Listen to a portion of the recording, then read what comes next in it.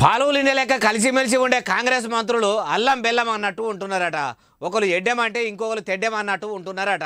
పాలకులం కాదు సేవకులము, అందరము రోజుకు 18 గంటలు అన్నీ మాట్లాడుకొని కలిసిమెలిసి పనిచేస్తున్నామని అనుకునే కాంగ్రెస్ లీడర్ల నడుమ కయ్యాలు అవుతున్నాయా అంటే అవుతున్నాయట. మాటలు బంద్ అవుతున్నాయట, కూడా దూరం దూరం ఉంటున్నారట.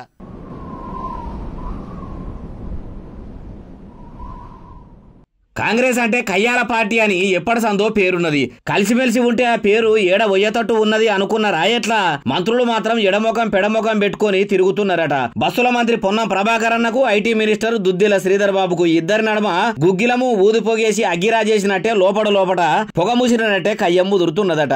ఏ గట్టెట్లయితదని అందరూ అనుకుంటుంటే రాజ్భవన్ కాడ ఇగో ఇట్లా అయింది.